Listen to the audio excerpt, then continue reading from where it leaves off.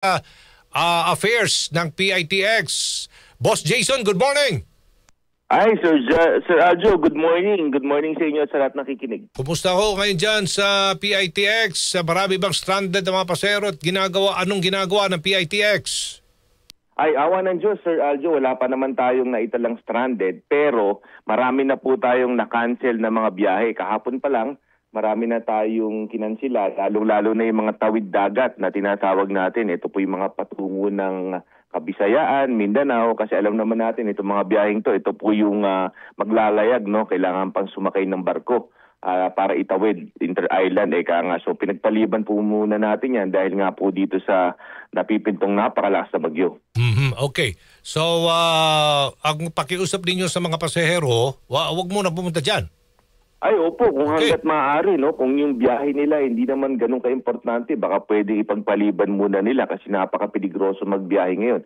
Ganun din yung panawagan natin sa mga motorista, no? Kung hindi naman importante, manatili muna tayo sa ating mga kabahayan.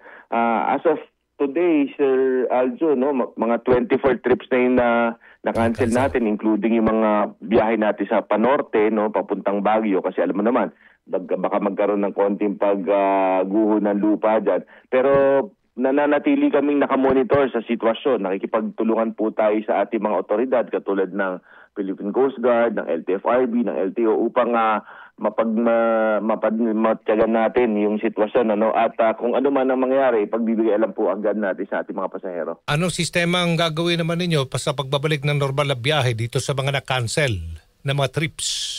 Yung mga ganyan po naman, marireschedule lang po yan. Wag po mag-alala yung mga kababayan natin. Hindi po yan mababaliwala. Kailangan lang po natin i-coordinate sa ating mga operators. So, wag po tayo mag-alala. Hindi po yan masasayang. I-reschedule po yan sa ibang araw. Manatili lang pong nakatutok sa ating po mga social media pages upang sa ganun mabalitaan nila kung ano po yung mga susunod na hakbangin. Okay. Thank you, Boss Jason Salvador ng PITX. Good morning. Ingat. Salamat po. Ingat po tayo lahat.